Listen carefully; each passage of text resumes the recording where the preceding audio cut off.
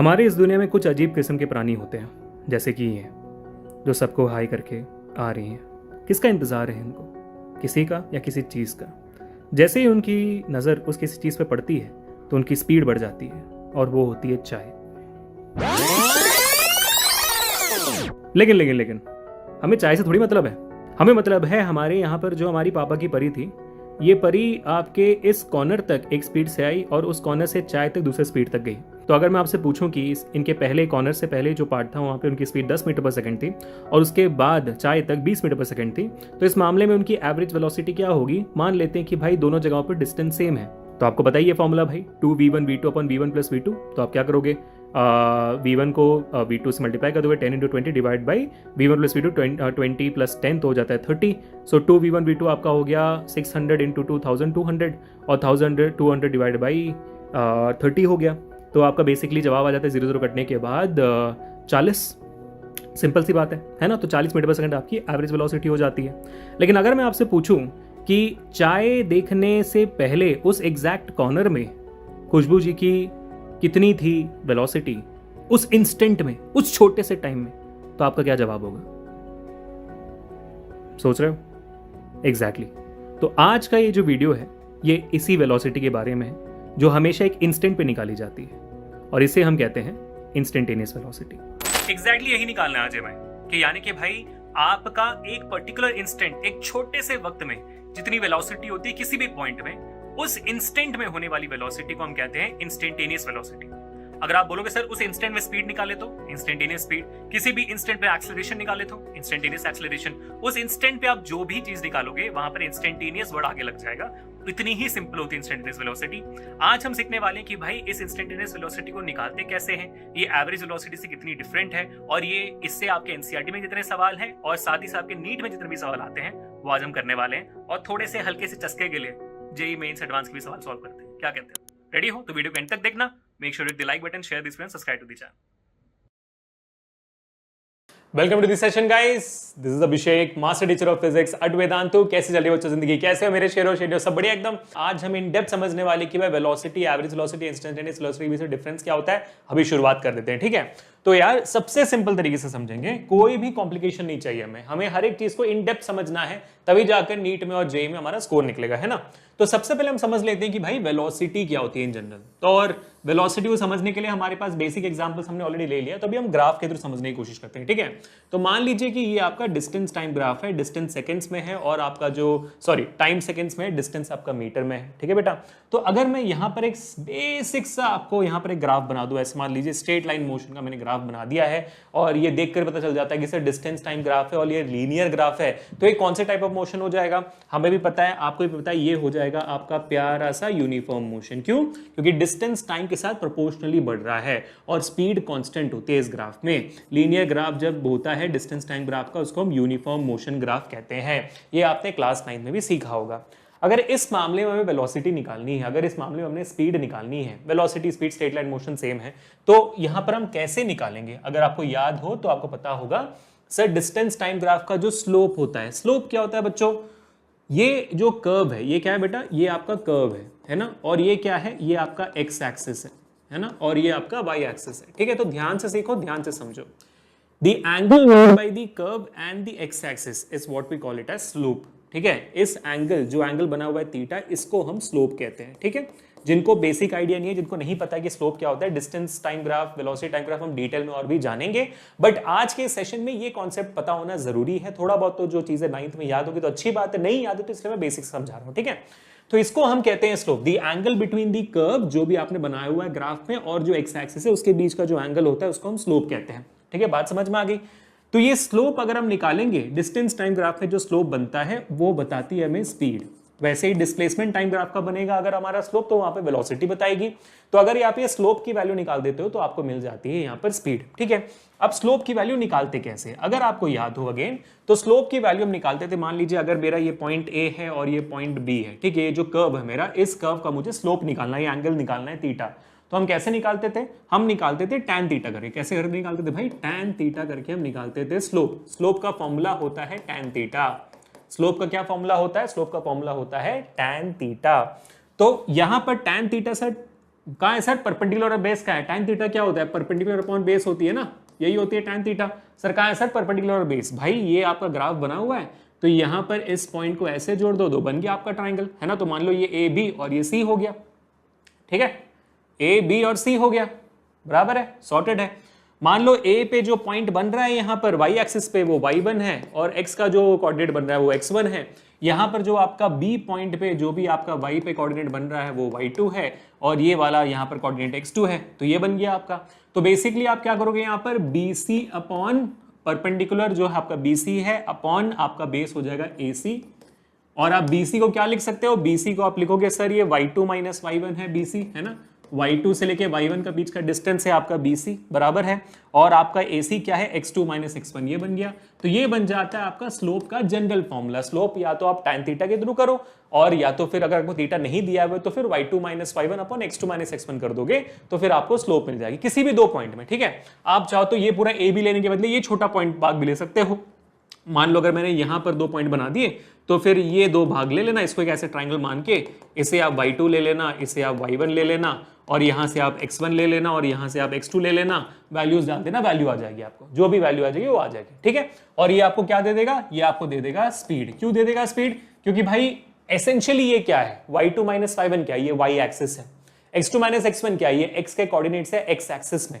तो y axis क्या है? यहाँ पे डिस्टेंस है, x एक्सिस क्या यहाँ पर टाइम है। सो डिस्टेंस अपॉन टाइम क्या होता है? स्पीड होता है। इसी वजह से आपका जो ग्राफ होता है वो आपको स्लोप डिस्टेंस टाइम ग्राफ का स्पीड देता है। वहीं अगर मेरा डिस्प्लेसमेंट टाइम ग्राफ होगा तो y एक्सिस में डिस्प्लेसमेंट आएगा और x एक्सिस में टाइम आएगा। डिस्प्लेसमेंट अपॉन टाइम वेलोसिटी होती है। वहीं अगर मेरा वेलोसिटी टाइम ग्राफ होगा तो फिर y एक्सिस में वेलोसिटी होगी, x एक्सिस में टाइम होगा, वेलोसिटी अपॉन टाइम मुझे उसका स्लोप एक्सेलरेशन देगा, ठीक है। लेकिन ये सारी चीजें आज का मुद्दा नहीं है। आज मैंने जो आपको बेसिक चीज समझ में आनी चाहिए कि स्लोप क्या होता है वगैरह वगैरह, मैंने आपको समझा दिया इंस्टेंटेनियस वेलोसिटी के लिए। डिफरेंस समझ रहे हैं ना? तो ये होगी आपकी बेसिक स्पीड या तो ये होगी आपकी वेलोसिटी। अब मान लीजिए अगर मैं यहीं पे एक और ग्राफ बनाता हूं थोड़ा सा डिफरेंट, ठीक है, थोड़ा सा डिफरेंट ग्राफ बनाता हूं। मान लीजिए ये मेरा दूसरा ग्राफ है, ये हमारा पहला ग्राफ था, ये हमारा दूसरा ग्राफ है। अब इस दूसरे ग्राफ में भी अगर आप देखोगे डिस्टेंस हमारा मीटर में है और हमारा टाइम जो है सेकंड्स में है। ये आपका हो गया एक्स एक्सिस, ये हो गया वाई एक्सिस। अब यहाँ पर जो हमारा ग्राफ है ना थोड़ा सा डिफरेंट है। ग्राफ कैसा है हमारा?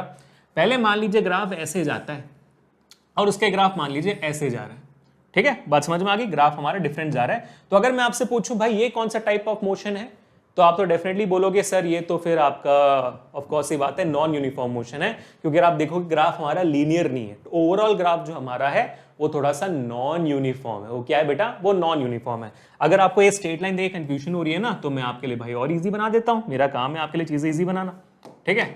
जैसे ये मैंने ग्राफ बना दिया, यहां पर मैं एक काम करता हूं, ग्राफ ऐसे बना देता हूं। भाई ये नॉन यूनिफॉर्म मोशन अब तो क्लियर है, तो स्ट्रेट लाइन ग्राफ नहीं है, ठीक है। तो यहां पर आप देखोगे आपकी डिस्टेंस टाइम के साथ प्रोपोर्शनली नहीं बढ़ रही, तो यहां पर स्पीड कांस्टेंट भी नहीं है, यहां पर स्पीड कांस्टेंट नहीं है। तो ये कौन सा ग्राफ बन गया बच्चों? ये हो गया नॉन यूनिफॉर्म मोशन का ग्राफ बन गया, ठीक है। और अगर इस मामले में सबसे पहले मेरा सवाल आता है कि सर स्लोप कैसे निकालें, क्योंकि यहां पर अगर मैं एंगल बनाऊंगा ये तो कर्व्ड लाइन है। अब कर्व्ड लाइन और हॉरिजॉन्टल एक्सिस के बीच में एंगल बनाना तो गलत होता है ना। एक कर्व और एक स्ट्रेट लाइन के बीच में या तो दो कर्व्स के बीच में एंगल बनाना तो गलत हो जाएगा ना। एंगल थोड़ी, तो एंगल्स तो हमेशा स्ट्रेट लाइंस के बीच में बनती है ना एंगल। तो यहां पर हम स्लोप कैसे निकालेंगे? ऑफ कोर्स ही बात है, स्लोप निकालने के लिए आपको करना क्या है, जिस भी पॉइंट पे आपको स्लोप निकालना है उस पॉइंट पे आप टेंजेंट बना दोगे, क्योंकि कर्व है ना, अल्टीमेटली तो कर्व है। यानी कि इस पॉइंट पे अगर मुझे एक टेंजेंट बनाना है, मतलब इस पॉइंट पे स्लोप निकालनी है, तो मैं यहां पर एक टेंजेंट बना दूंगा। तो भाई ये टेंजेंट और एक्स एक्सिस के बीच का एंगल आपका स्लोप बन जाएगा। मान लीजिए अगर मेरे को यहां पर बनाना है आपका स्लोप, तो इस पॉइंट पे कनेक्ट करते हुए एक्स एक्सिस पे एंगल बना दूंगा, ये बन जाएगा मेरा थीटा, ठीक है। बस जिस भी पॉइंट पे अगर आपको बनानी है, जिस भी पॉइंट पे अगर आपको जो नॉन लीनियर कर्व है उस पे अगर आपको स्लोप बनानी है, तो उस पॉइंट पे आप टेंजेंट बनाना। टेंजेंट क्या होता है बच्चों? मेरे को यकीन आपको पता है टेंजेंट होता है a line which touches the circle at only one point। तो मतलब सर्कल नहीं है तो कर्व भी मान लो। तो यहां पर भाई ये पॉइंट है, इस पॉइंट पे मैंने क्या बनाया? टेंजेंट बनाया जो एक्स एक्सिस से भी इंटरसेक्ट करता है। तो ये टेंजेंट का और हॉरिजॉन्टल एक्सिस का जो एंगल हो जाएगा वो थीटा बन जाएगा, बराबर है गाइस। तो वहां पर अगेन आप tan थीटा डालकर x2 - x1 करके y2 - 1 करके वैल्यू निकाल सकते हो। लेकिन अब मेरा मुद्दा यहां पर ये है सिंपल सा कि भाई इस ओवरऑल कर्व में अगर इस पॉइंट ए से लेके पॉइंट बी तक एक पॉइंट ए से पॉइंट बी तक अगर मैं इस नॉन यूनिफॉर्म मोशन के कर्व में अगर आपको वेलोसिटी निकालने के लिए बोलूंगा तो वो कौन सी वेलोसिटी होगी? क्या वो ये वाली वेलोसिटी होगी पूरे कर्व में? क्योंकि यहां पर स्पीड कांस्टेंट है, ए से बी में स्पीड कांस्टेंट है, तो जो भी वैल्यू आपको यहां पर स्लोप के थ्रू आ जाएगी वो कांस्टेंट वैल्यू होगी अक्रॉस ए टू बी। यहां पर ऐसा नहीं है, यहां पर स्पीड हर एक पॉइंट पे अगर आप देखोगे हर एक पॉइंट पे स्लोप चेंज होती आ रही है ना। स्लोप क्या स्पीड है, तो हर एक पॉइंट पे स्पीड बदलती आ रही है ना भाई। हर एक पॉइंट पे आपका स्लोप बदलता आ रहा है तो स्पीड बदलती हुई आएगी। यहां पर ऐसा नहीं था, यहां पर हर एक पॉइंट पे ये एंगल सेम है, ये एंगल सेम है, एंगल सेम है, पूरा एंगल सेम ही है, यहां पर एंगल में डिफरेंस नहीं है।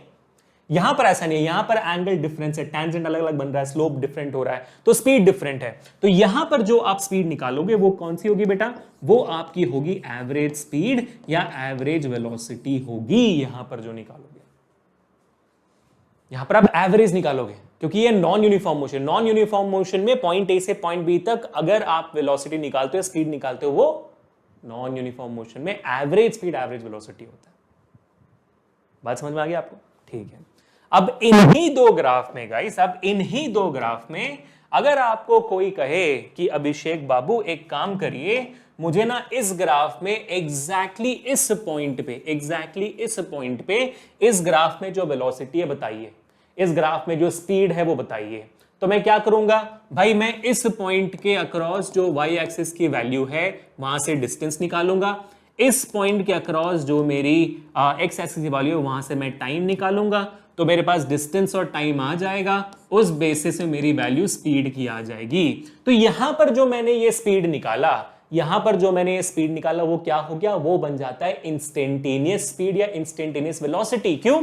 क्योंकि मैं पूरे मोशन की बात नहीं कर रहा, मैं यहां पर पूरे मोशन की बात नहीं करूंगा, मैं यहां पर सिर्फ उस पूरे मोशन में एक पर्टिकुलर इंस्टेंट, एक पर्टिकुलर पॉइंट में होने वाले पाए जाने वाले स्पीड और वेलोसिटी की बात कर रहा हूं, तो वो बन जाता है इंस्टेंटेनियस स्पीड और इंस्टेंटेनियस वेलोसिटी। यहां पर एक छोटा सा डिफरेंस यही है कि इस छोटे पॉइंट पे, ये जो छोटा पॉइंट है बहुत छोटा है, एक बहुत क्या कहते हैं उसको, इंस्टेंट, चुटकी भर वाला मोमेंट है वो, है ना, एकदम चुटकी में वो जो मूवमेंट होती है ना, वो मूवमेंट की बात कर रहे हैं हम।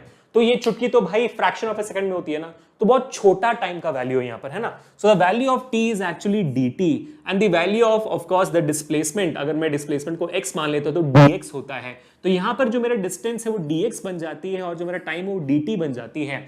तो यहां पर बेसिकली आपको बात समझ में आ गई, जो आपका इंस्टेंटेनियस स्पीड या इंस्टेंटेनियस वेलोसिटी होता है वो एक बहुत छोटी वैल्यू के लिए होता है। तो जो यहां पर आपको स्पीड मिलेगी वो इंस्टेंटेनियस स्पीड और इंस्टेंटेनियस वेलोसिटी होगी, और उसका डिनोशन क्या होगा? वो ये वाला होगा कि इंस्टेंटेनियस वेलोसिटी इज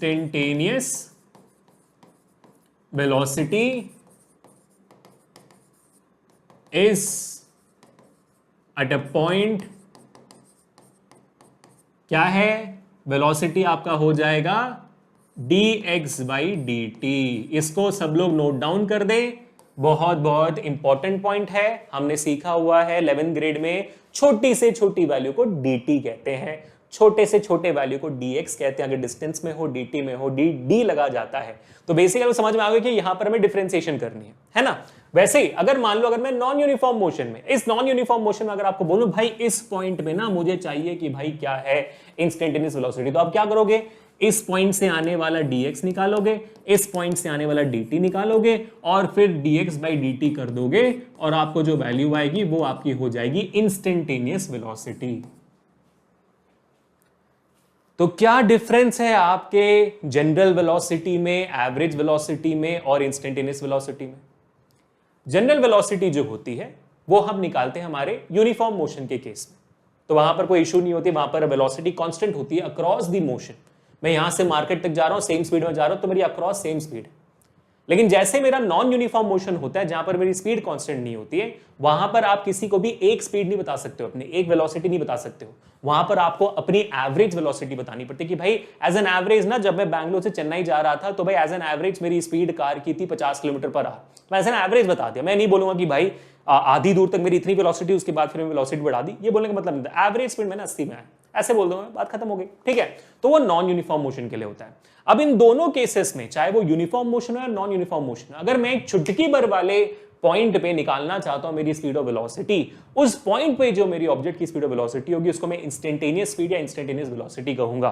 ठीक है, यही इसका एक्चुअल डेफिनेशन भी होता है। ठीक है, द वेलोसिटी और the speed of an object at any instant of time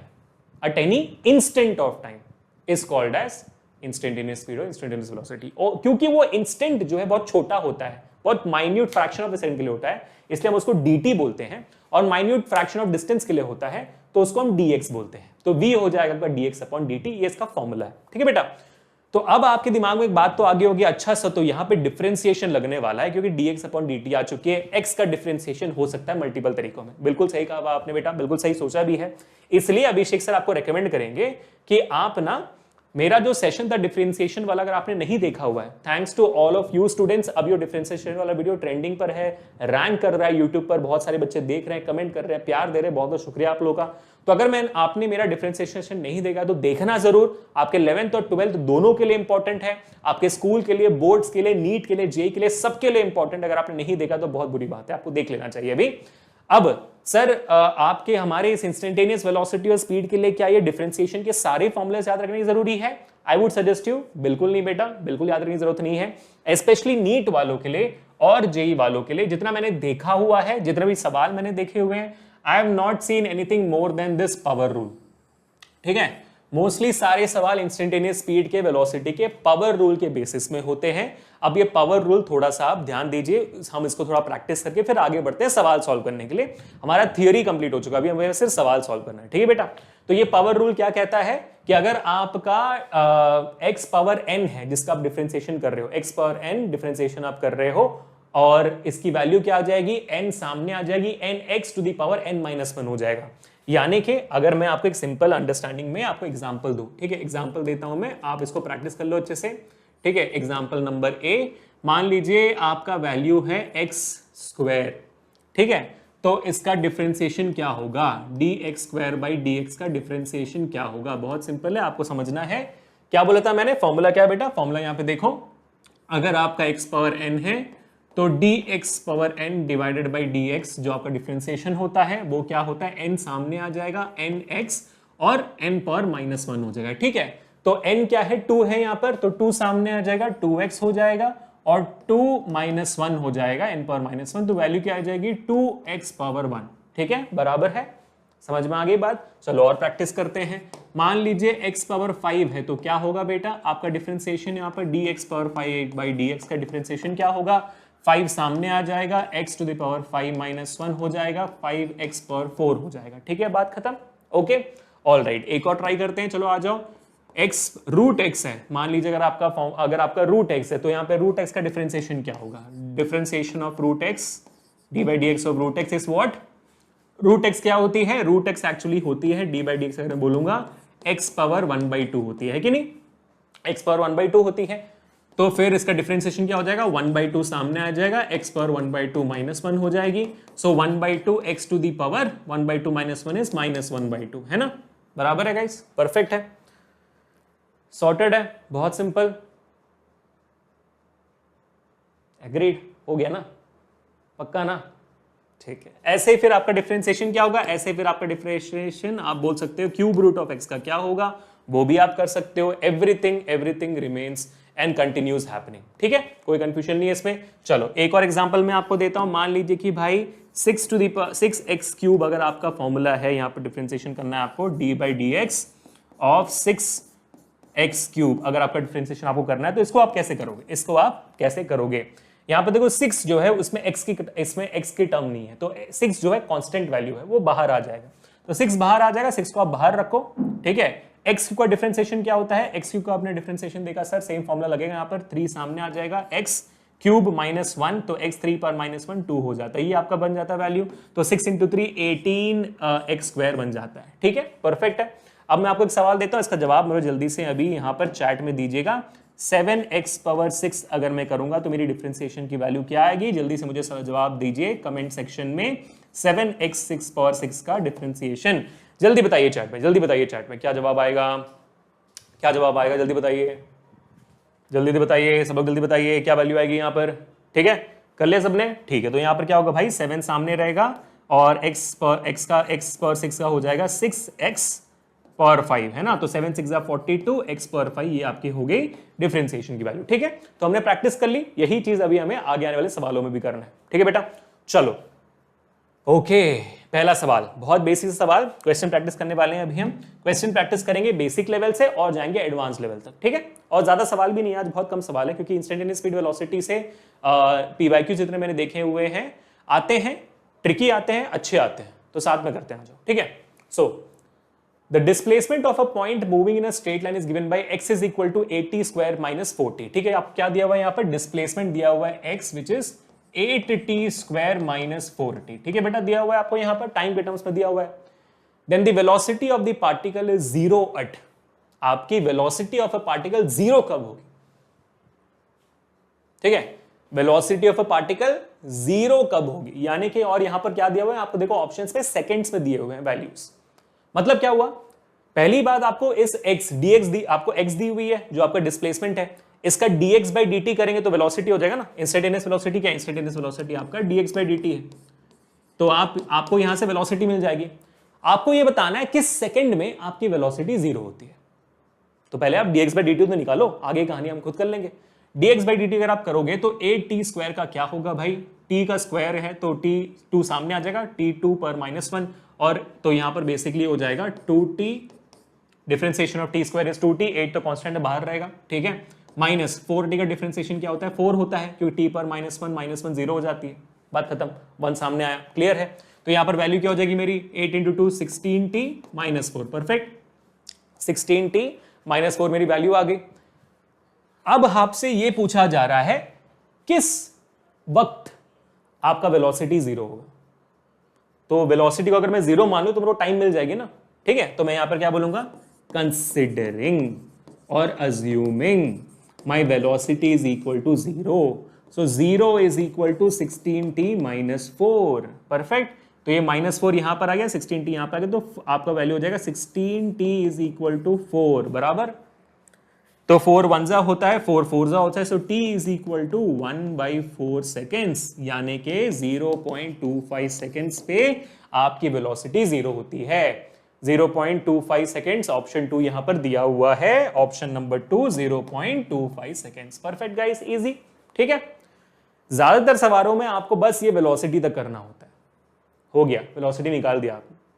कुछ सवालों में आगे जाना होता है, कुछ सवालों में। तो आज मैं ये नॉर्मल सवाल तो लाया नहीं हूं, नॉर्मल सवाल क्या, डिफरेंशिएशन ही है ना, तो मैं आज इसके आगे वाले बहुत सारे सवाल लाया कि आगे भी क्या क्या करना होता है। ठीक है, तो सबका ध्यान यहां पर बेटा, नेक्स्ट सवाल आपके सामने, the position x of a particle moving along the x axis varies with the time as x is equal to 20t minus 5t square। ठीक है बेटा, आपको यहां पर क्या वैल्यू दी गई है, यहां पर आपको बोला जा रहा है कि आपकी x की वैल्यू, ठीक है, आपकी x की value 20t minus 5t square है, क्या है, 20t minus 5t स्क्वायर है, परफेक्ट है।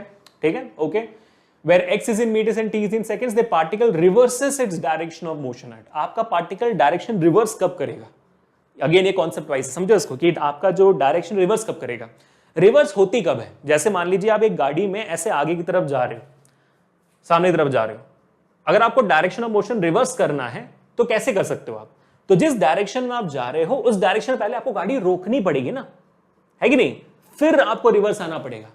ऐसा तो नहीं कि भाई एक डायरेक्शन में जा रहे हो और रुके बिना ही रिवर्स हो जाए, आपको रुकना पड़ेगा तभी रिवर्स होगी ना वो, जैसे एक ऑब्जेक्ट ऊपर की तरफ भी जाता है, रुकता है फिर वापस आता है ना, अगर वो उस डायरेक्शन में रुकेगा नहीं तो फिर वापस कैसे आएगा, बात समझ में आ गई।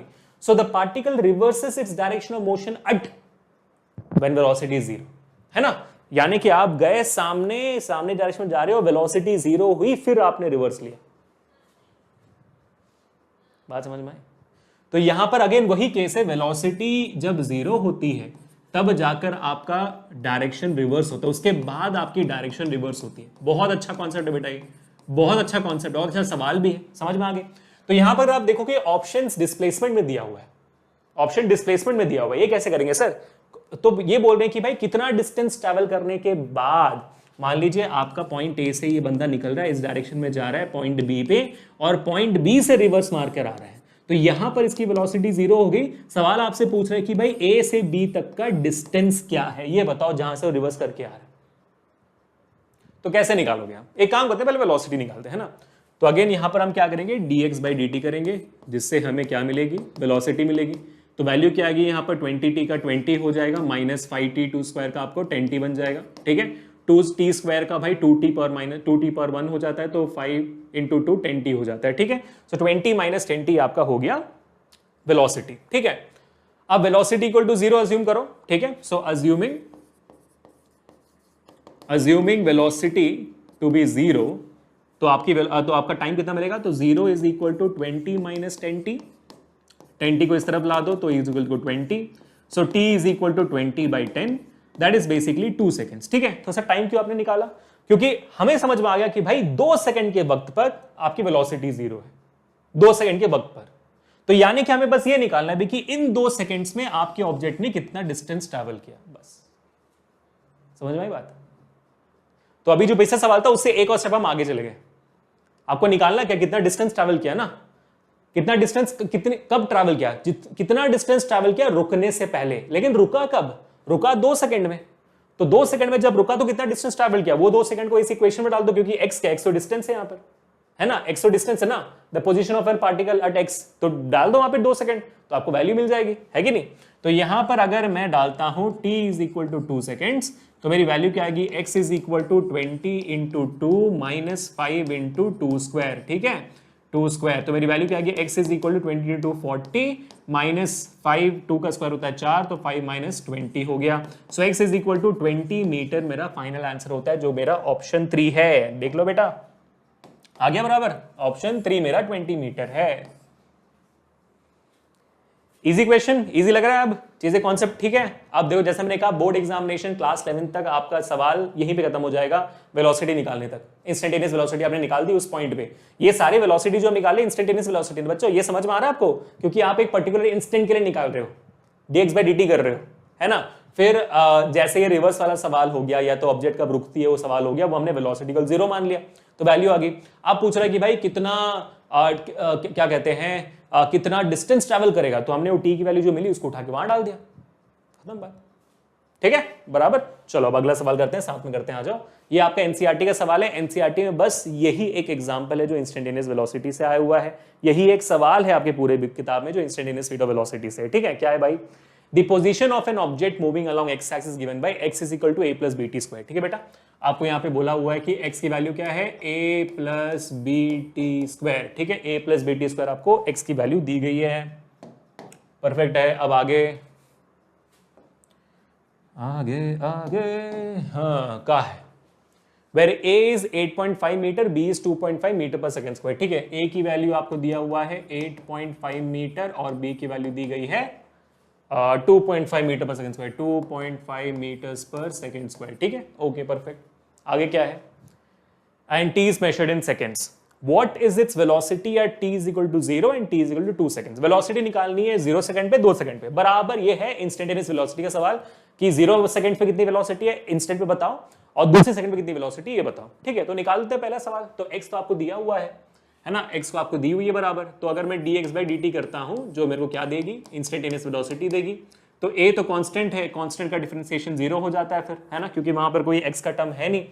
अब सर कांस्टेंट का डिफरेंशिएशन 0 कैसे होता है, डिफरेंशिएशन वाला मैं सेशन देख लेना, पर इन जनरल मैं आपको बता दूं, अगर मैं अज्यूम करूंगा जैसे a आपका कांस्टेंट यानी कि 2 आपका कांस्टेंट है, इसका ये डिफरेंशिएशन 0 कैसे होगा, मैं अज्यूम कर सकता हूं कि भाई 2 को अगर मैं x पावर 0 से मल्टीप्लाई कर दूं, x पर 0 1 होती है ना, सो 2 इंटू 1 1 हो गया, 2 इंटू 1 2 हो गया, तो I can multiply 2 into x पर 0, है ना। अगर मैं x पर 0 को डिफरेंशिएशन करूंगा तो क्या आएगा, 0 सामने आएगा, x पर 0 पर -1 हो गया, 0 से मल्टीप्लाई हो गया, सब कुछ 0 हो जाती है। तो इसी वजह से differentiation of a constant is also 0, है ना। तो अगर आपने नहीं देखा डिफरेंशिएशन वाला सेशन मेरा तो देख लेना जरूर। तो a का डिफरेंशिएशन 0 हो जाता है, bt स्क्वायर का डिफरेंशिएशन क्या हो जाएगा, b टू bt, है ना, t स्क्वायर का डिफरेंशिएशन 2 हो जाता है, ठीक है। तो ये आपका हो गया velocity. So my velocity is equal to 2bt। Now I need to find out my velocity at t is equal to 0 seconds. तो 2 into b की वैल्यू कितनी है 2.5 और t कितना है 0. So my velocity at t is equal to 0 is 0 meters per second. ये मेरा हो गया पहला। दूसरा, अब मुझे निकालना है velocity is equal to t is equal to 2 seconds पे, ठीक है। तो मेरी वैल्यू क्या होगी 2 इंटू b की वैल्यू क्या है 2.5 इंटू t की वैल्यू क्या है 2, तो मेरी वैल्यू क्या होगी 4 into 2.5 that is basically 10 metres per second बराबर गाइस। पहला पार्ट हो गया हमारा 0 और 2 पे बराबर है, परफेक्ट है, ठीक है, समझ में आ गई। वेलोसिटी में निकाला उस इंस्टेंट में निकाल दी। तो मेजॉरिटी सवाल जैसे मैंने आप कहा था आपके क्लास 11 में इस बेसिस में आते खत्म हो जाती है यहाँ पर। अब आगे क्या है, कभी कभी जो सवाल होती है मैंने आपको करवा दिया ऑलरेडी, बट ये देख लेते हैं इसके बाद भी कुछ दिया हुआ है। इसके बाद जो दिया हुआ है काफी इंटरेस्टिंग है। क्या दिया भाई, what is the average velocity between t is equal to 2 seconds and t is equal to 4 seconds. आपके t इज इक्वल टू 2 और t is equal to 4 seconds के बीच में एवरेज वेलोसिटी कितनी है। यार आप एवरेज वेलोसिटी निकालते कैसे हैं। एवरेज वेलोसिटी का फॉर्मूला आपको पता होगा, total displacement tissue upon Tittu. अगर आपने मेरा पिछला सेशन नहीं देखा हुआ है इसके ऊपर तो प्लीज देख लीजिएगा, टिस्सू और टिट्टू कौन है पता चल जाएगा आपको, है ना। Total displacement upon total time, कल ही हमने इसका सेशन डाला था तो देख लेना। सो टोटल डिस्प्लेसमेंट यहां पर कितनी है, मान लो कि भाई डिस्प्लेसमेंट एट 4 सेकेंड, मतलब टोटल डिस्प्लेसमेंट मतलब मान लीजिए आपका पॉइंट ए से, ठीक है, डी तक जा रहा है। ए आपकी शुरू हुई थी 0 में और डी आपकी मान लो खत्म हो रही है 10 सेकंड में, मान लो 10 सेकंड में खत्म हो रही है। तो दूसरे सेकंड पे आपका ऑब्जेक्ट मान लीजिए यहां पे था पॉइंट बी पे, और चौथे सेकंड पे आपका जो ऑब्जेक्ट है वो 4 सेकंड पे पॉइंट सी पर है। तो ये जो गैप है ना, इसके बीच का हमें एवरेज वेलोसिटी निकालना है, ठीक है। सो यहां पर टोटल टाइम कितना है सर, 2 सेकंड से 4 सेकंड तक कितने सेकंड होते हैं, 2 सेकंड होते हैं ना। तो टोटल टाइम तो मुझे पता है 2 सेकंड है, लेकिन 2 सेकंड और 4 सेकंड में डिस्प्लेसमेंट कितना है ये मुझे नहीं पता। तो 2 सेकंड और 4 सेकंड के बीच में जो डिस्प्लेसमेंट है मुझे नहीं पता। तो 2 सेकंड पे ऑब्जेक्ट की पोजीशन निकालते हैं और 4 सेकंड पे ऑब्जेक्ट की पोजीशन निकालते हैं, उन दोनों को सब्ट्रैक्ट करेंगे तो डिस्प्लेसमेंट आ जाएगा, बराबर है। तो भाई x का इक्वेशन तो आपको दिया हुआ है ना, x का इक्वेशन तो आपको दिया हुआ है, तो इसको उठाकर यहां पर डालो, ठीक है। तो x क्या डिस्टेंस ही होती है ना, पोजीशन होती है। तो x at t is equal to 2 second, क्या है भाई, a की वैल्यू दी गई है आपको 8.5 प्लस b की वैल्यू दी गई है 2.5 और 2 का स्क्वायर करना आपको, ठीक है। तो यहां पर वैल्यू क्या आ जाएगी 8.5 प्लस 2.4 का स्क्वायर, तो ये हो गया 10, तो आपकी वैल्यू हो जाती है 18.5 मीटर, बराबर है guys, 18.5 metre. 2.5 into 4 10 plus 8.5 18.5 metre, ठीक है। तो ये हो गया आपका x एट 2 सेकंड्स, तो ये यहां पर आपकी डिस्टेंस हो गई 18.5 मीटर, ठीक है। अब दूसरा x एट 4 सेकंड्स, 4 ही है ना, 4 सेकंड्स है ना, ठीक है। निकाल दो आप, कितनी वैल्यू आएगी, तो अगेन सेम 8.5 प्लस 2.5 और यहां पर 4 का स्क्वायर हो जाएगा, t का बदले आप 4 डाल दोगे, है ना। तो ये हो जाएगा 8.5 प्लस 4 का स्क्वायर होता है 16, सो 2.5 इंटू 16 हो गया। बाप रे, कैलकुलेशन और डिफिकल्ट हो गई गाइस, बहुत मेहनत कराते हो यार आप लोग। सो 25 इंटू 16 करना है, 25 इंटू 16 करनी है, 6 5 30, 3 कैरी 12, 12 3 15, 0 5 1 5 2 1 2, तो 0 5 5 10 1 3 4, 400 नहीं भाई 40 40, ठीक है। सो 8.5 प्लस 40, तो वैल्यू कितनी होगी यहाँ पे 8. तो 48.5 यहाँ पर आपकी हो जाती है डिस्प्लेसमेंट, तो यहाँ पर होगी 48.5। तो अब आपको क्लियरली मिल चुका है भाई 18.5 से 48.5 तक का डिस्प्लेसमेंट है यहाँ पर। यानी कि अगर मैं डिस्प्लेसमेंट एट 4 सेकंड को डिस्प्लेसमेंट एट 2 सेकंड से माइनस करूंगा, तो displacement eight 4 second is 48.5 minus displacement 2 seconds is 18.5 divided by 2 seconds, divide by 2 seconds. तो फिर वैल्यू कितनी आ जाएगी, ये सब्ट्रैक्ट हो गया, तो भाई 48.5 से 18.5 को माइनस करोगे तो 30 बच जाता है। सो 30/2, 30/2 इज 15 मीटर्स पर सेकेंड आपकी एवरेज वेलोसिटी होगी, ठीक है बेटा। अब मैं आपको इस बात का प्रिकॉशन जरूर देना चाहूंगा कि आपको याद रखना है कि भाई साहब आपका ये जो सवाल है ना, जहां पर इंस्टेंटेनियस वेलोसिटी के साथ एवरेज वेलोसिटी पूछे जाने वाली सवाल है ना, ये ज्यादातर आता है आपके बोर्ड्स में भी, आपके बाकी जगहों पर, ठीक है। बहुत बढ़िया, चलो अब आगे बढ़ते हैं और नेक्स्ट सवाल की तरफ देखते हैं कि क्या है ये। चलो फिर, the position of an object moving along x axis, ठीक है, is given by x is equal to 3t minus 4t square plus t cube, ठीक है बेटा। तो यहां पर आपको x दे दिया, कितना दिया ब्रो, 3t। x क्या बेटा, और दोबारा याद कर लो क्या आपका डिस्टेंस होता है ना, डिस्टेंस होता है, डिस्प्लेसमेंट होता है। सो 3t minus 4t square minus नहीं प्लस t क्यूब, है ना। जवाब गलत आ जाएगा, वरना जब इक्वेशन कॉपी करेगा तो सही से करना, 3t minus 4t square plus t cube, सही है, ठीक है। मेरे जैसे सेशन की शुरुआत में, है ना, मल्टीप्लीकेशन में मिस्टेक कर दी थी मैंने कुछ वाले सीन में, है ना, तो ऐसी गलतियां मत करना, ठीक है। Okay, so where x is in metres and t is in seconds, find the position of the object at the following values of t 2 second 4 second. अच्छा, तो पहले आपको पोजीशन निकालनी है t 2 सेकंड में और 4 सेकंड में। ये तो बहुत ज्यादा इजी है क्योंकि पोजीशन तो आप इसी में t की वैल्यू डाल के निकाल सकते हो, है ना। तो ये क्या है, डिस्टेंस है, डिस्प्लेसमेंट है। t 2 सेकंड्स में क्या डिस्टेंस आएगी, t 4 सेकंड्स में क्या डिस्टेंस आएगी, आप बस वैल्यू करके वैल्यू डाल के निकाल दो आप। चलो निकाल देते हैं। तो सबसे पहले क्या निकालना है हमें, x जब t 2 सेकंड्स, ठीक है। सो 3 इंटू टी के बदले 2 डालेंगे हम, 4 इंटू 2 स्क्वायर डालेंगे और प्लस t क्या है 2 का क्यूब, ठीक है बेटा, खत्म। सो ये हो जाएगा 6 माइनस 2 का स्क्वायर होता है 4, 4 इंटू 4 16 हो जाएगा, प्लस 2 का क्यूब होता है 8।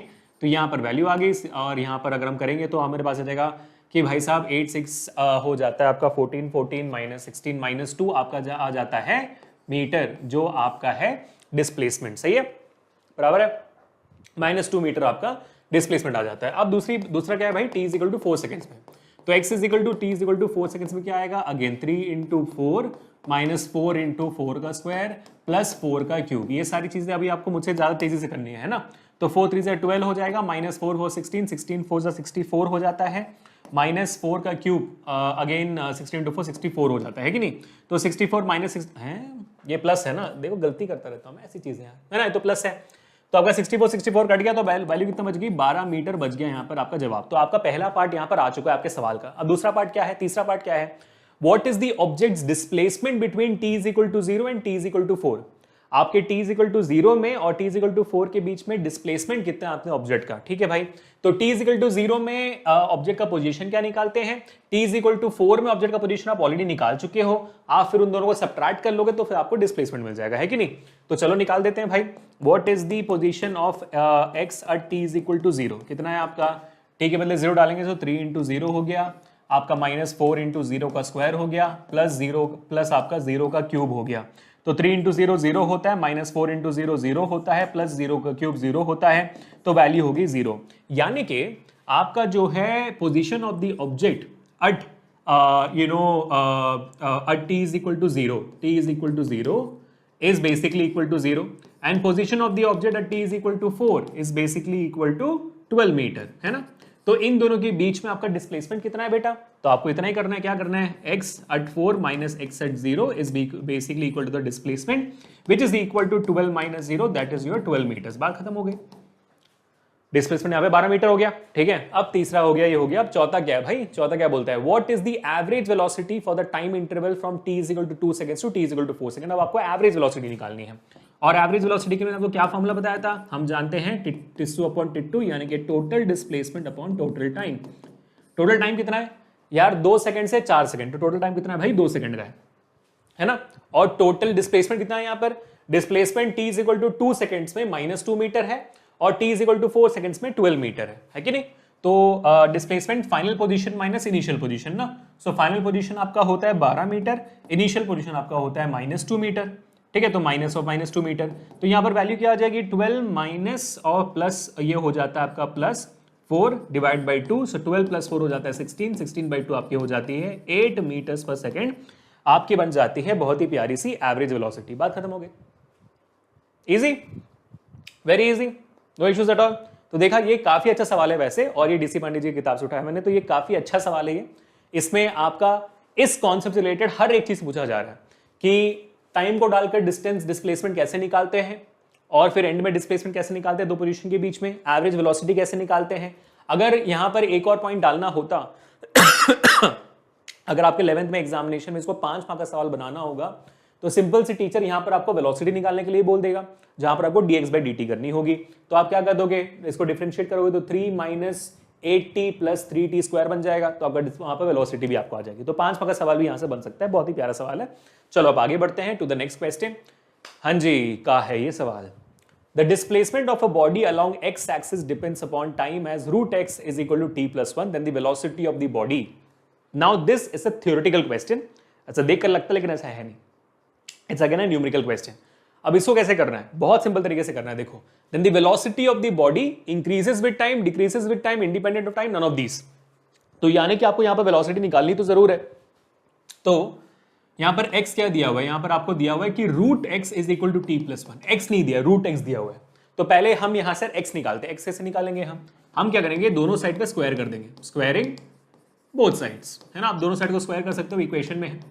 तो अगर मैं स्क्वायर कर देता हूं तो रूट एक्स का स्क्वायर बन जाता है x, और यहां पर t प्लस 1 का होल स्क्वायर बन जाता है, t प्लस 1 का होल स्क्वायर बन जाता है, बराबर, ठीक है। तो अगर इसमें ब्रैकेट ओपन करोगे तो क्या आ जाएगा, टी स्क्वायर प्लस 1 का स्क्वायर 1 प्लस 2 1 इंटू टी, है ना। तो ये आपका a plus b the whole square है, तो a square plus b square plus 2ab, 2t बन गया। अब यहां पर सवाल है कि x, अब मैं क्या करूंगा, अब मैं इसका dx बाई dt निकालूंगा which will give me the velocity, ठीक है। तो वेलोसिटी निकालूंगा तो ये t का स्क्वायर का वेलोसिटी हो जाता है 2t, 1 का 0 होता है प्लस 0, और इसका प्लस हो जाता है 2t का डिफरेंशिएशन होता है 2, ठीक है। तो आपकी वैल्यू कितनी बन गई, v is equal to 2t plus 2 आपकी वैल्यू बन जाती है वेलोसिटी की। अब अगर टाइम बढ़ेगा, अगर टाइम t मान लो 0 है तो वैल्यू क्या आएगी, t 0 है, 2 into 0 0, velocity will be 2 metre per second, ठीक है। अब टाइम अगर 1 है तो 2 into 1 2 plus 2 4 metre per second. अगर टाइम 2 है तो 2 2 4 4 प्लस 2 6 मीटर्स पर सेकेंड। अगर टाइम 3 है तो 3 into 2 6 6 plus 2 8 metres per second. तो जैसे जैसे टाइम बढ़ती जा रही है आपकी वेलोसिटी भी बढ़ती जा रही है। तो यहां पर ऑप्शन ए क्या है भाई, increases with time, absolutely correct. Decreases with time, no. Independent time नहीं, इंडिपेंडेंट तो नहीं है, इक्वेशन में टाइम है तो इंडिपेंडेंट तो नहीं है, और नन ऑफ दिस का ऑप्शन भी नहीं है। तो option A increases with time becomes absolutely correct answer, ठीक है बेटा। तो ऐसे सवाल भी आपको आ सकते हैं। Let me honestly tell you, इसके बाहर का कोई भी सवाल आपको नहीं आने वाला, ठीक है। जो भी आज मैंने करा दिया इंस्टेंटेनियस वेलोसिटी से, इसके बाहर कोई भी और वैरायटी आपको नहीं आएगी, ठीक है। चलो ये भी हो गया। अब आगे बढ़ते हैं भाई। ये मेरा one of the favourite question है, 2016 का सवाल है ये, नीट एग्जामिनेशन का 2016 का सवाल है। A very brilliant question I should say, and it's a very easy question also to answer, ठीक है। तो let me make it a bit more bigger for you. हाँ जी, सही, ठीक है, चलो बराबर दिख रहा है सबको, ठीक है। अब इस सवाल सॉल्व करने की कोशिश करते हैं। क्या दिया हुआ है देखो यहां पे ध्यान से, two cars P and Q start from a point at the same time in a straight line. दो कार्स हैं, एक सेम टाइम पे वो शुरुआत कर रहे हैं in a straight line, and their positions are represented by xp at plus bt square. आपको यहां पर xp दिया, that is position of car b p with respect to time is at plus bt square, ठीक है, function of time है ये। और वैसे xq आपको दिया हुआ है with respect to time ft minus T square, ठीक है, बराबर। अब आगे क्या पूछा है, at what time do the cars have the same speed. इन दोनों कार्स का स्पीड कब सेम होगा, कौन से वक्त में ना, तो किस टाइम इंटरवल पे, किस टाइम पे इन दोनों के ऑब्जेक्ट का स्पीड सेम होगा। तो पहले हमारे पास डिस्प्लेसमेंट दिया हुआ है, पोजीशन दिया हुआ है, इसका हम वेलोसिटी निकालते हैं, स्पीड निकालते हैं, और जब उन दोनों स्पीड्स को हम इक्वेट करेंगे तब जाके हमें टाइम मिल जाएगा, क्योंकि हमें निकालना क्या है, at what time do the cars have the same speed. तो दोनों का इक्वेट करना है हमें, कि तभी हमें टाइम मिलेगी, है ना। तो यहां पर अगर हम dxp करते हैं, dxp बाई dt अगर हम करते हैं तो हमारी वैल्यू क्या आएगी, हमारी जो बेसिकली है आपकी speed of the car p, ठीक है। तो क्या मिलेगी आपको यहाँ पर भाई, a तो कांस्टेंट है, तो t का डिफरेंशिएशन 1 होता है, तो a हो गया, प्लस bt स्क्वायर है तो फिर वो बन जाएगा प्लस 2bt, ठीक है। तो ये आपका हो गया डिफरेंशिएशन, यानी कि differentiation of your car p। तो आपने निकाल दिया वहां पर स्पीड, तो यहाँ पर मेरा स्पीड क्या बनेगा, यहाँ पर स्पीड q देगा मेरे को, है ना। तो यहां पर क्या बचेगा, ft का भाई f होता है फंक्शन, और t का तो 1 हो जाता है, तो f माइनस टी स्क्वायर का होता है 2t डिफरेंशिएशन, ठीक है। अब ये हमारा इक्वेशन नंबर 1 है, ये हमारा इक्वेशन नंबर 1 है, ये हमारा इक्वेशन नंबर 2 है। तो जब इन दोनों की सेम स्पीड होगी, जब इन दोनों का सेम स्पीड होगा तब हमें टाइम निकालना है। तो इन दोनों के स्पीड जो हमें मिली हुई है उनको सेम करो पहले, यानी कि इक्वेट करो। तो इक्वेटिंग 1 विथ 2, तो मेरा 1 क्या है भाई, a प्लस 2bt है, is equal to f minus 2t है। तो मैं सारी t के टर्म्स को एक साइड लाता हूं, सारे नॉन t टर्म्स को एक साइड लाता हूं, क्योंकि मेरे को t के टर्म्स में निकालना ना वैल्यू, t का फॉर्मूला बनाना है मेरे को। तो यहां पर मेरे पास बचाएगा 2bt, और ये यहां पर आएगा तो माइनस 2t हो गया, इक्वल टू यहां पर आपका f माइनस a हो गया, a वहां गया तो f माइनस a हो गया। यहां पर आपका 2 और t कॉमन है, सो 2t को आप कॉमन ले लीजिए, बचेगा b minus 1 is equal to f minus a, सही है। अब यहां पर b माइनस 1 और 2 अगर नीचे चला जाएगा तो आपके पास वैल्यू बच जाएगी, एक सेकंड ना, ये माइनस 2t इस साइड आएगा तो प्लस हो जाएगा ना, वही मैं सोच रहा हूँ कि यहाँ पर एक गलती दिखाई दे रही है, माइनस 2t अगर इस साइड आएगा तो प्लस 2t हो जाएगा, ठीक है। तो अगर मैं इसको नीचे ले चल जाऊं तो हमारे पास t यहाँ पर बचता है f minus a divided by b plus 1, और ये 2 भी नीचे आ जाएगा तो 2। तो ये इक्वेशन आपके सवाल में दिया हुआ है क्या, एफ माइनस ए आपका, हाँ ये एफ माइनस ए 2 इंटू 1 प्लस बी, हाँ बराबर है बेटा। तो ये आपका फाइनल आंसर आ गया, ठीक है। तो न्यूमेरिकल सवाल भी करवा रहा हूं मैं आपको, एल्जेब्रिक सवाल भी कर रहा हूं जो इससे आया हुआ है। और लेट मी टेल यू, पिछले 20 साल में ये एक लौता सवाल है। इसके अलावा एक और सवाल है जो आपके नीट में इंस्टेंटेनियस वेलोसिटी से आया हुआ, 2016 में एक आया था, और उससे 10 साल पहले 2006 में भी आया था एक सवाल, 2006 का सवाल है।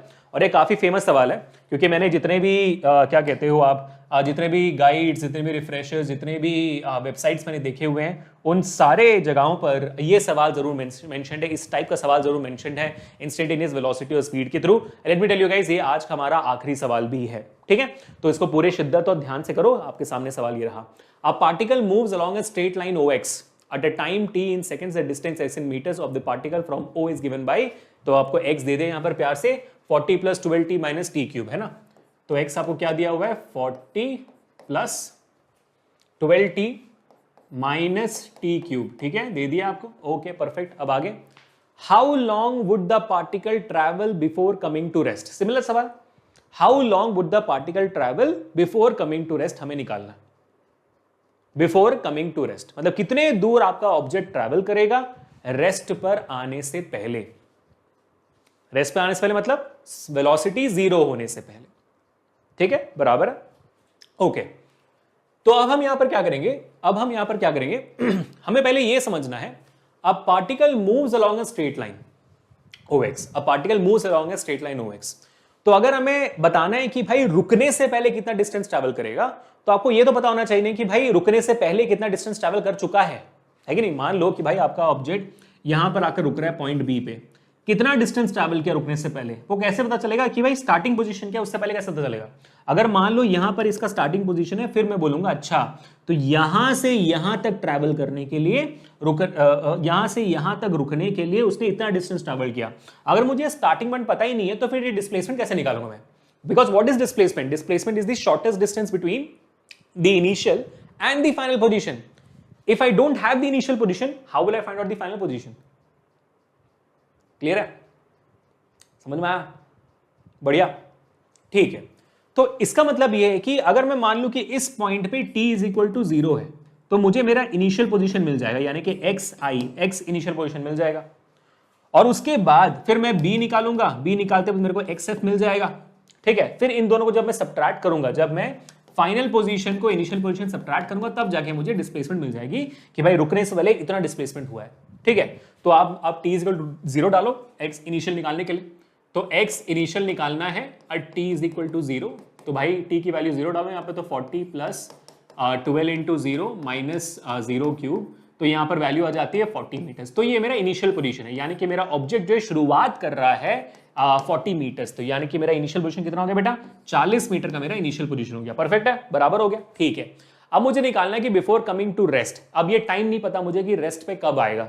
ये वाला जो पार्ट है ये आपको पता ही है कैसे करना होता है, रेस्ट पे कब आएगा वो कैसे निकालेंगे, पहले आप वेलोसिटी निकालो यहां से, फिर वेलोसिटी को 0 मानेंगे, वहां से टाइम मिल जाएगा, वो टाइम कितना है वो आपको यहां पर डालना है कि नहीं। तो ठीक है, तो रेस्ट पे कब आएगा, रेस्ट पे आने के लिए वेलोसिटी को 0 होना पड़ेगा, तो वेलोसिटी 0 कब होगी वो निकाल देते हैं। यहाँ पर पहले हमें वेलोसिटी निकालनी है, सो dx by dt, तो ये पहला पार्ट हो, ये दूसरा part, dx by dt is equal to velocity which is equal to 40 का तो भाई 0 हो जाता है डिफरेंशिएशन, 12t का 12 रहता है, और t क्यूब का 3t स्क्वायर हो जाता है, ठीक है। तो भाई velocity is 12 minus 3t square, ये मेरा वेलोसिटी हो गया। Now assuming object is at rest और वेलोसिटी इज इक्वल टू 0, 0 पे आ गया आपका 12 माइनस 3t स्क्वायर, तो यहां पर आपका इक्वेशन, तो यहां पर अगर आप 3 को कॉमन ले लेते हो तो आपके पास बन जाती है 3, अगर मैं कॉमन ले लिया तो 4 माइनस टी स्क्वायर आपके पास वैल्यू आ जाती है, 4 minus T square is equal to 0 हो जाता है ना। आपने 3 को कॉमन ले लिया तो 4 माइनस 12 में 4 बचा, माइनस टी स्क्वायर का वैल्यू इक्वल टू 0 हो गया। तो ये क्वाड्रेटिक इक्वेशन है, क्वाड्रेटिक इक्वेशन यानी कि आपके पास 2 रूट्स होंगे, एक आपका t इज इक्वल टू 0 होगा, हाँ t इज इक्वल टू 0 में आपकी वेलोसिटी 0 है, ठीक है, परफेक्ट है। और उसके अलावा t इज इक्वल टू 0 में आपकी वेलोसिटी 0 और उसका जो डिस्प्लेसमेंट है वो आपने ऑलरेडी निकाल दिया, इनिशियल पोजीशन आपने निकाल दिया ऑलरेडी, 40 मीटर्स आपने निकाल दिया कि भाई t इज इक्वल टू 0 यहाँ पर था, यहाँ पर आपकी वेलोसिटी भी 0 है, ठीक है, निकाल दिया आपने ऑलरेडी। अब उसके बाद यहाँ पर आपका रहेगा t square minus 4 is equal to 0, है ना, क्योंकि t का अगर 3 तो 3 0 हो गया तो 0 हो गया ना, तो टी स्क्वायर माइनस 4, तो t square is equal to 4 हो गया, t रूट ऑफ 4 2 हो गया। तो आपका 2 सेकेंड्स पे भी यानी कि 2 सेकंड्स, पॉइंट बी में कब पहुंचा ये, t is equal to 2 seconds में जब पहुंचा तब वहां पर वो रेस्ट पे आ गया, वो रुक गया। तो अभी हमें क्या निकालना है, अभी हमें निकालना है कि t is equal to 2 seconds में फाइनल डिस्प्लेसमेंट कितना है यहां पर, है ना। तो xf that is t is equal to 2 seconds क्या होगा, 40 प्लस 12 इंटू 2 माइनस 2 का क्यूब, ठीक है। तो 40 प्लस 12 टू 24 माइनस 2 का क्यूब 8, तो 40 plus 24 is 64, 64 minus 8 is 56 metres, ठीक है। तो आपका फाइनल पोजीशन कितना आ गया बेटा, फाइनल पोजीशन आपका आ गया इक्वल टू 56 मीटर। तो आपका डिस्प्लेसमेंट कितना हुआ, 40 मीटर से 56 मीटर का डिस्प्लेसमेंट कितना होता है बेटा, 16 मीटर का डिस्प्लेसमेंट होता है। कितना, 16 मीटर का। तो ऑप्शन डी है। अब आप यहां पर अगर गौर फरमाओगे तो आप देख पाओगे कि भाई आपके ऑप्शंस इतने कंफ्यूजिंग है। कंफ्यूजिंग क्यों है, क्योंकि आपको दिखेगा t इज इक्वल टू 0 में भाई कितना डिस्प्लेसमेंट था, 40 मीटर, वो भी ऑप्शन में दिया हुआ है। t is equal to 4 seconds में कितना डिस्प्लेसमेंट था, 56 मीटर, 2 सेकंड्स में 56 मीटर, वो भी ऑप्शन में दिया हुआ है ना। तो जाहिर सी बात है कि भाई एक बहुत कंफ्यूजिंग ऑप्शन है, इसी वजह से नीट में आया भी था और बहुत सारे बच्चों ने गलती भी की थी। 16 metres becomes the correct answer, ठीक है। क्लियर हो गया, परफेक्ट है। तो एक कॉन्सेप्ट बहुत डिटेल में समझना बहुत ज्यादा जरूरी है। अब जैसे मैंने कहा, इससे डिफिकल्ट सवाल आपको नीट में या तो क्लास 11th में आपके इस कॉन्सेप्ट से नहीं आने वाले हैं। Let me guarantee you that. JEE में हो सकता है कि इससे भी थोड़ा और डिफिकल्ट आ जाए, लेकिन नीट में इससे डिफिकल्ट आपको इंस्टेंटेनियस स्पीड और वेलोसिटी सवाल नहीं आने वाले हैं। अब इसके बाद जो एक और तिगड़म मचेगी वो होगा कि सर इंस्टेंटेनियस वेलोसिटी से इंस्टेंटेनियस एक्सेलरेशन कैसे निकालेंगे, और उसके जो सवाल होते हैं वो इससे भी थोड़े ज्यादा गंभीर होते हैं और ज्यादा कॉमन है आपके नीट में एग्जामिनेशंस में, और वो हम करने वाले हमारे नेक्स्ट सेशन में guys. So our next session is going to be all about acceleration और इंस्टेंटेनियस एक्सेलरेशन, और बहुत मजा आने वाला है। उसके बाद तो आप समझ लो कि DT-VT ग्राफ एक और सेशन होगा, the chapter is almost done. We are getting into a lot of this amazing topics और बहुत मजा आ रहा है मुझे। आई एम होपिंग कि आपको भी मजा आ रहा होगा। इस पूरे सेशन का नोट्स आपको हमारे डिस्क्रिप्शन में दिए गए लिंक पे मिल जाएगी। अब साथ ही साथ जो नीट के पिछले 20 साल के जो सवाल हैं वो सारे सवाल मैं करवाता हूं हमारे वेदांतु तत्व बुक से, जिसमें ना ही सिर्फ कॉन्सेप्ट डिटेल में सबसे बेस्ट एक्सप्लेनेशन में है, बल्कि कॉन्सेप्ट के हजारों वीडियोस भी हैं जो आप डाउनलोड कर सकते हो फॉर एब्सोल्युटली फ्री। तो ये सिर्फ किताब नहीं, ये नॉलेज का भंडार है। तो उसका लिंक भी डिस्क्रिप्शन में। The best books for NEET is Vedantu Tattva, I can tell you any day in front of anybody. मैंने सारे बुक्स देखे हुए हैं, तो उसका लिंक भी डिस्क्रिप्शन में है, तो मिस आउट मत करिएगा, जाकर ले लीजिएगा। Make sure that you are hitting the like button, sharing this video, subscribe the channel and do not miss out any of this session guys. अपने दोस्तों को, सारे नीट पढ़ने वाले दोस्तों को, जेई पढ़ने वाले दोस्तों को हमारे ये सेशन को शेयर करना, क्योंकि मैं ऑलमोस्ट सब कुछ करा रहा हूं यहां पर, ताकि जेई वाला बच्चा भी देख ले, कोई इशू ना हो। जेई वाला बच्चा अगर आप हो तो ये सेशन देख रहे हो तो भाई समझ लेना, बेसिक कॉन्सेप्ट आपको यहां से पढ़ लेना है, क्वेश्चंस यहां पे प्रैक्टिस करनी है। जेई में एक और लेवल के एडिशनल सवाल जो यहां पर मिस आउट हो जाते हैं उनको आपको अपने साथ करना है, बस दैट्स ऑल, ठीक है।